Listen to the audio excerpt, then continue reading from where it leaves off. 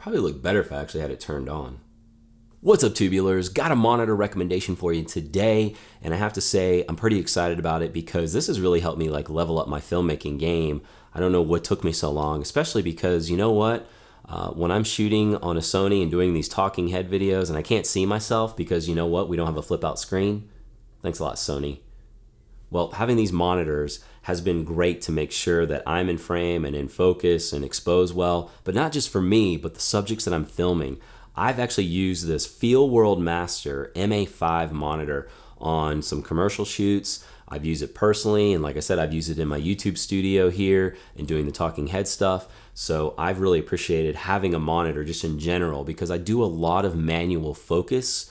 I do gimbal work, and I'm working outside, inside, and it's sometimes hard. Like you might not have easy access to your viewfinder, and especially like when you're working on the gimbal. So I really like the fact that this is helping me make sure that things are in framed, exposed well, and in focus. So the FeelWorld Master MA5 is a 5-inch monitor. But before we go too deep here, because you know what, we're going in, I just want to say we're talking about a $200 budget. We're talking sub $200 budget actually. So any of the comparisons to a small HD focus that's like what, north of $500-600, that's not what we're referring to. I always say buy the best equipment that you can buy at the time, and I'm always recommending like better equipment, and if you have to save a little bit longer for it, I would say go for it. But this is definitely something that's going to fit a lot of your budgets, and I think it's going to offer you a ton of value.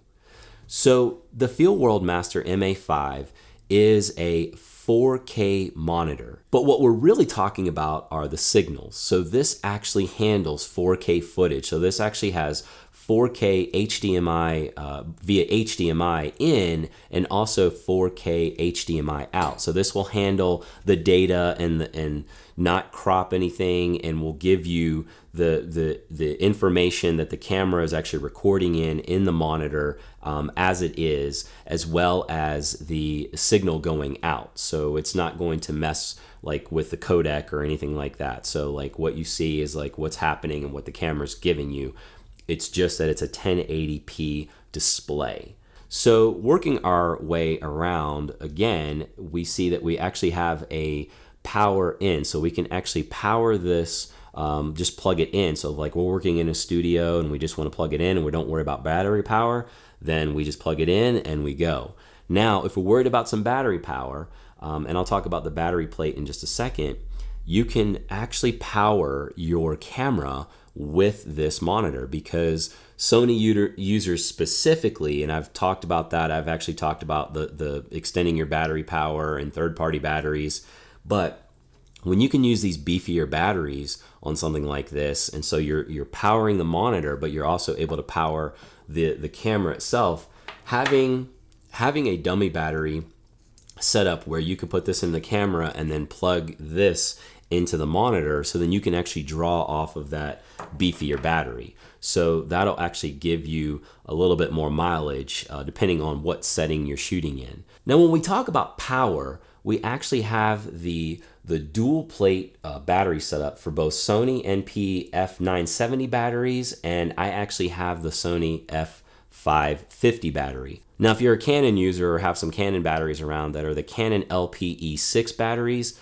they will also go in there as well. So you just kind of pop that thing in, and the battery itself, like I said, this is a beefier battery, and I've actually been able to get, based on my commercial use case, anywhere between 3 to 4 hours of use. Now, a lot of that's sometimes like turning it on and off, or it's in standby mode.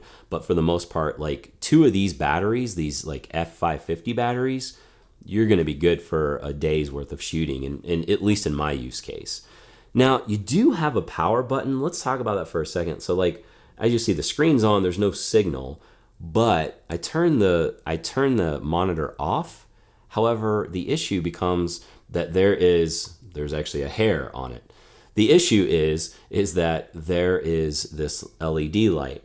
Now, that might not necessarily draw a lot of power, but it's drawing some power. So if you were to not remove the battery itself and just kind of plop this in your bag, like several days go by, like a week goes by. I mean, you might have a little bit of juice, but it's still pulling that from the battery. So unfortunately, there's not just like a kill switch on this thing, like that completely kills that connection. So you're basically just gonna have to hit this button and remove the battery. Now let's actually talk about the benefits of this monitor and why I'm really using it.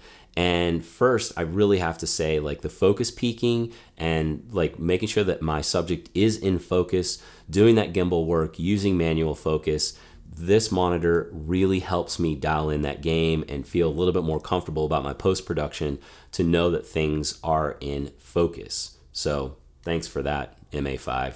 Now pivoting back to like one of the other benefits that I forgot to talk about with the 4K and the codec and that signal is the response time on the screen itself and the latency, and it really is negligible. And so like this monitor is really good, and I think it's actually faster than a lot of the monitors out there, at least as the manufacturer rates it. And as far as like real world use, like I haven't noticed any issues with that. Now, two of the other biggest benefits that I think, at least in my use case, is the fact that I can pull up the histogram and I can also pull up zebras on this display. And I really, really appreciate that. It's not just looking at the subject and looking at exposure through that viewfinder, but also seeing that data. And I've been very, I guess, data driven a little bit. Like, yes, a good filmmaker and photographer should have a good eye, but at the same time, I really appreciate having that data when I'm working on the gimbal or when I'm working in settings that I just can't really confirm what that exposure looks like. So having the zebras and the histogram on the display has really helped me level up my game. And speaking of exposure, let's actually talk about the sun hood that comes with this thing. And so yeah, it's Velcro and fairly easy to put on. And this will obviously allow you to work better outside, even though you've got that 450 nits and it says 30% brighter than previous generations. But having like a studio, like studio lights, like working directly into that or like shining directly into this or the sun, it's nice to actually have this sun hood. Although, when we talk about the craftsmanship, I have a feeling like the more that I use this thing, I can kind of see pieces like popping up on it here. Same thing with the monitor itself. Like I feel like the teeth around this or the Velcro accepting tape or whatever, the other side of the Velcro, that it's not manufactured or adhered to very well. So like working out in the sun and the heat and pulling that thing on and off, like I said, it doesn't like snap on or clip on, which some may say, well, this is more convenient. However, I'm just not exactly sure how long this is really going to hold up. But thus far, I've used the hood several times and everything's still intact, but I am definitely very gentle with it. Now, as an example, this is on my wife's camera here, just to give you some perspective. One of the things that I really like is that FeelWorld has moved this over to the side, because I was actually reviewing another monitor that had the HDMI connections underneath. And as you can imagine, like if I needed to tilt that, then the cable was actually getting hung up on it, versus when it's on the side over here, then I can actually tilt this and move this more freely without actually having the cable be pulled out. Let me talk about this cable though. Like while we're like on cables, let's actually get into that for just a second. Now I actually like these braided cables, and this is a 1.5 foot cable, and I'm going to link everything up below. Now it's full size HDMI on both ends, and what I actually do is I use an adapter. Now you might be asking yourself like, well, why use an adapter? That's like another point of failure. But I like just having full HDMI cables because I can use these for like monitors connected to like something else. I know it's short, but there are times like where it's just nice to have something that's sitting like next to a TV or next to a monitor or whatever, and it's just full-size HDMI on both ends, and then I just use this adapter. I believe like these setups are going to hold up much better than the cable that it comes with one like area that I have used it. So when I'm doing the gimbal work, so like when I'm working on the gimbal, I have used this cable and it's been okay. However, there's a couple of times where like this end of the cable, the micro HDMI, has not necessarily come out of the camera completely, but it has kind of moved around a little bit, and my image became like pixelated, or like it went off and then back on really quickly. But it was the cable, because like when I inserted it back in and I just clamped it in, and I typically will use like a clamp on my small rig to clamp the cable itself in, especially because if I'm on a gimbal and the camera itself is moving around and I still want the monitor, then I do actually clamp the cable in. But if for some reason, like I'm not using that clamp, or I'm just using it in the studio and I kind of bump the cable a little bit, I will notice that it does affect the image for a second. Like it'll pixelate and then it'll actually come back. So you just have to make sure this thing is secure. And I've seen a few users say like these things, just like the ends of them just come off. So I understand that that can happen on a lot of these cables, like even this setup, but the cables that I actually got in this adapter, they came in a 2-pack. So, you know, if this one fails and I've got another backup, but like I said, I just like having the full-size cables, and I like the braided cables. So this is 1.5 feet, but yeah, details below. And I suppose like having, you know, one of the benefits, the fact that this thing is plastic, is that it is light. It's very lightweight, and it's easy on the back, easy on the arms, especially like when you're doing gimbal work, or even just kind of like the run and gun stuff, but you still have this up and you want this like in front of you to check the focus on your subject.